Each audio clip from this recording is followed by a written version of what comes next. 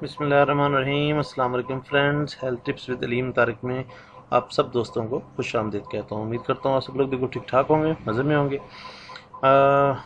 आज की वीडियो में इंशाअल्लाह अज़ीज़ एक नया टॉपिक स्टार्ट करने लगा हूँ एहतलाम के बारे में। एहतलाम के बारे में मैंने जरियान और नफ्स की बढ़ोतरी के अमल के बारे में तो मैंने काफ़ी वीडियो बना चुका हूँ, लेकिन एहतलाम के बारे में कोई वीडियो नहीं बनाई थी। ये स्पेशल रिक्वेस्ट पे एक वीडियो बना रहा हूँ, तो उम्मीद करता हूँ कि आपको इंशाल्लाह ये वीडियो पसंद आएगी।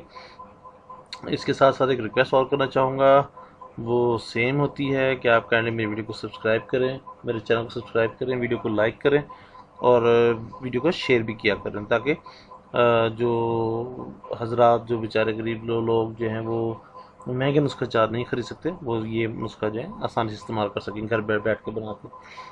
और ये सबसे हैरत अंगेज़ बात एक बात को बताऊँ कि ये नुस्खे में आपके सिर्फ और सिर्फ मैक्सिमम 50 रुपये लगेंगे। इस नुस्खे की कीमत सिर्फ और सिर्फ 50 रुपये है। स्टार्ट करते हैं। एहतलाम, एहतलाम की लफ्ज़ी मानी है ख्वाब में नापाक हो जाना।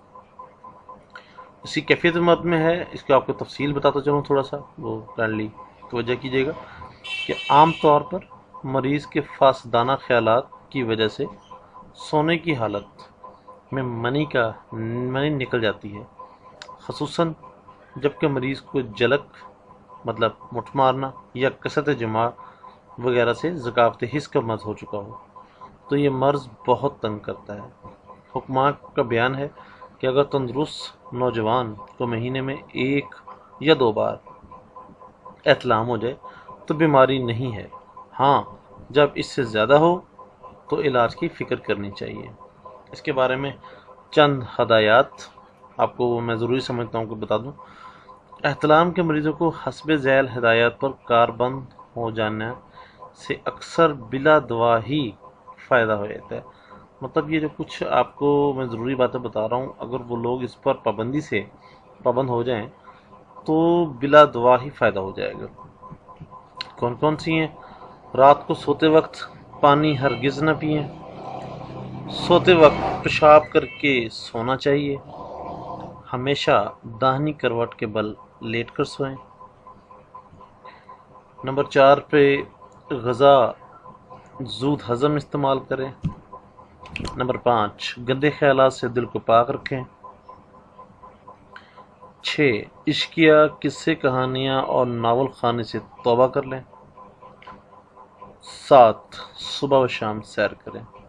एक 8वां है, वो मैंने लिखा नहीं है, तो बराए मेहरबानी गंदी फिल्में, गंदी तस्वीर, लड़कियों से देर तक बातें, इससे भी हर सूरत परहेज़ रखें।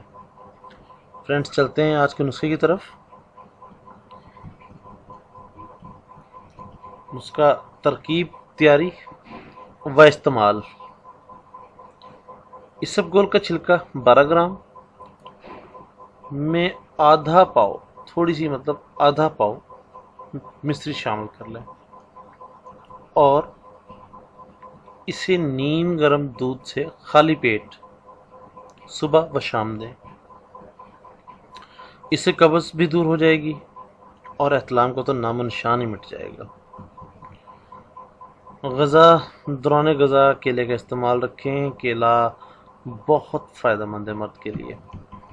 फ्रेंड्स, उम्मीद करता हूँ आपको मेरी वीडियो पसंद आएगी और बहुत ही सस्ता तरीन एक इलाज है एहतलाम का, वो आपकी खिदमत में पेश किया मैंने। उम्मीद करता हूँ आपको पसंद करेंगे इसको।